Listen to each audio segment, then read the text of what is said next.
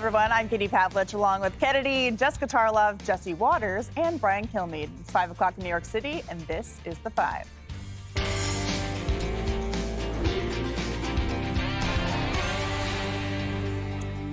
The Supreme Court laying the smackdown on rogue judges who think they know better than the 77 million Americans who voted for President Trump's agenda. The top court with a 6-3 decision that limits the use of nationwide injunctions. As you can see from this graphic, Trump is the MVP compared to other presidents when it comes to nationwide injunctions. 47 taking a victory lap in the briefing room and listing all the things he's now free to implement. This was a colossal abuse of power which never occurred in American history prior to recent decades. We can now promptly file to proceed with these numerous policies and those that have been wrongly enjoined on a nationwide basis, including birthright citizenship, ending sanctuary city funding, suspending refugee resettlement, freezing unnecessary funding, stopping federal taxpayers from paying for transgender surgeries, and numerous other priorities of the American people. We have so many of them. I have a whole list. But naturally, the liberal media and Democrats are melting down over the loss of their favorite tool to stop the Trump agenda. This sounds like a giant win for the Trump administration and could likely trigger chaos now across the country. There are two things that are resulting from this: chaos and confusion. Reckless and unprecedented. They have dealt a death blow to the rule of law. Presidency is far more powerful than it was at 9:55 a.m. this morning. And another key decision, the Supreme Court also ruling in favor of religious parents of different faith backgrounds who wanted to opt their children out of reading storybooks that go against their beliefs. President Trump hailing that as a major victory for parents. It's a great ruling for parents. It's really a ruling for parents. They lost control of the schools. They lost control of their child. And this is a tremendous victory for parents. And I'm not surprised by it, but I am surprised that it went this far. It took us to bring life back to normal. So it's wonderful. It's parental. And I kept saying, we will give you back your parental rights. They were taken away, and this is a tremendous victory for parents. All right, Jesse, chaos breaking out everywhere, according to the left, because of these rulings. The Trump resistance is officially dead. This was the only thing that was slowing this down. It's no doubt a major body blow. All they have left are riots. The lawfare failed. These injunction maniacs failed. Weaponization failed. You can't be the party of lawyers. That's all they are. They're the party of lawyers. They're just going to have to start persuading people and legislating, what they're supposed to be doing. And they also, when they lose cases like this, they lose the moral high ground because their entire message has been this: that Donald Trump's a tyrant and he's trampling on the Constitution and he's destroying everyone's rights and he's breaking the law. But it turns out when these rulings come down, it's the left that are breaking the law as they oppose Donald Trump. So this clears the way for all the goodies that Donald Trump just listed. I'm mostly enjoying Amy Coney Barrett just bench slap Justice Jackson. In their brilliantly academic way, they're all calling her a nitwit. And we knew she was a nitwit because she couldn't define what a woman was. But they're basically saying you're not, in your dissents, grounding any of your arguments in case law. You're just making stuff up. And every other justice agrees that this woman is just not qualified. And you look back at the Biden legacy, he gave us Kamala Harris and he gave us Justice Jackson. And you got to look and say, wow, what a bad move. And Kennedy, not only are they just making things up and not basing it on case law, they're also being hypocritical because Elena Kagan, who's a justice who didn't like this ruling, 2 years ago said you can't have a single district court judge stopping the agenda of a duly elected president across the country. Yeah, and I wish it were a unanimous decision from the Supreme Court.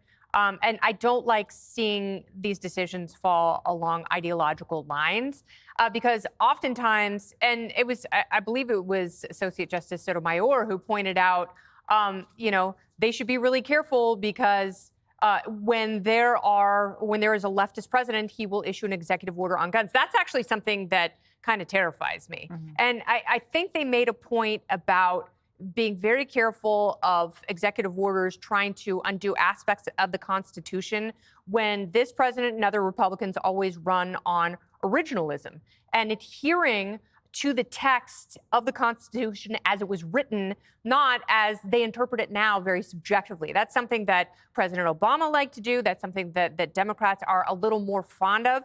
And I think conservatives have to be very, very careful about that, because if this is the precedent that is set, then they'll just take every other aspect they don't like. You know, that Third Amendment, quartering soldiers.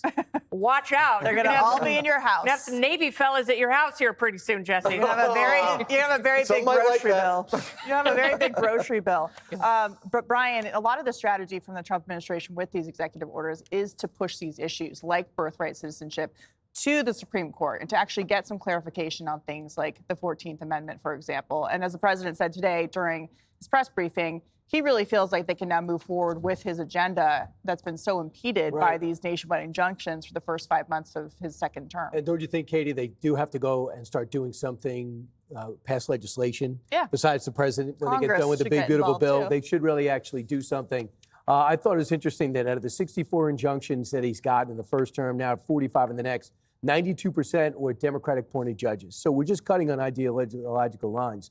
Here's the thing. They could have done something almost as effective and said, can you stop picking the jurisdictions to bring the cases in and maybe make it a little bit more interesting? So if it's a Democratic judge, you bring your case to a city that will be sympathetic to your cause, and you stop the president in his tracks. It's going to be interesting because they're going to sign some more executive orders. They're going to give it to a district judge. That district judge, even though he hates Trump, will have to say, wait a second, the Supreme Court made a ruling, or is he going to say, I'm stopping it right here. I'll let this whole thing play out. So maybe it's still going to be delayed. Lastly, Amy Coney Barrett, who was called out by the president a short time ago by saying basically I picked the wrong person, she went after, as you mentioned, Jesse, went after Ketanji Brown. We will not dwell on Justice Jackson's argument, which is at odds with more than 2 centuries worth of precedent, not to mention the Constitution itself. And she was on to say when judges issue injunctions to block policies like those the Trump administration is trying to implement, they can't apply the injunction to more than the parties involved. But Barrett said the type of order often is called nationwide injunction is judicial overreach. Yeah. Just pointing out the problem with her reasoning. So we'll see where this goes. I cannot wait for birthright citizenship September to come front and center. Because if you argue this out from almost every level, it's being abused. Democrats should also not want to see it be abused. Well, the fact that the majority opinion had that line in there from Amy Coney Barrett, then they all didn't take it out, it says a lot about the way they're feeling about their fellow justice. But Jessica, politically, where do Democrats go from here? I mean, a lot of their strategy was to use the court system to get these injunctions, and now that tool has been taken away from them. Well, it hasn't been taken away from them because we're already back in court, in federal court in Maryland, and the plaintiffs there had their suit ready to go. They knew exactly what was going to happen, and actually the majority opinion cleared the way for people to do this as class action. It won't have the same name, it won't be nationwide injunction, but it'll have the same ramifications. So Democrats, the party of lawyers, ready to go, suited up, sent up the bat signal. At best, this is a compromise position. So we should be clear that the executive order, the protection for specific plaintiffs, stays in place. So it's not like they're waking up tomorrow and they're going to get kicked out of the country. And again, then we have this class action approach. To the idea that it is Democrats that only use that, it's blatantly false. The reason that we don't have student debt forgiveness from President Biden is because the Republicans went and got a nationwide injunction. People like AG Ken Paxton in Texas, there's a judge in East Texas that he likes a lot that puts out injunctions for the entire nation, super right-wing guy. So let's not make this about partisan politics. So it's good they clarified that it shouldn't be used for either party. Well, what's good, I guess, is that they clarified that if you want to go and do this to protect people and give them their constitutional rights, and the 14th Amendment is pretty clear, that you do it as a class action suit, not an injunction in this way. But, you know, Trump, he takes a victory lap on absolutely everything that he does. It was to be expected. He loves the podium, spent an hour up there. But if you look at the example that's already being set, like I said, in Maryland, you're going to see this happening all over the country for every issue that he listed off, every 64 of them. I don't know about, you know, the love violence. It would be just that case. But For they example, can do just the Maryland case, it won't be a precedent for the whole country. Right, but the way that I understand it, and I'm not a lawyer, but I'm very literate, is that that you don't have to have signatories. It can be an entire class of people. Obviously, it doesn't have to be everyone's name on it. So if they get a protection for a certain group of people, then that would be able to be quote unquote universal. So you will end up with universal injunctions. It will just go through the class action route. Well, it'll be interesting to watch these big issues get to the Supreme Court, especially birthright citizenship in October. So we'll be watching. Click here to subscribe to the Fox News YouTube page to catch our hottest interviews and most compelling analysis. You won't get it anywhere else.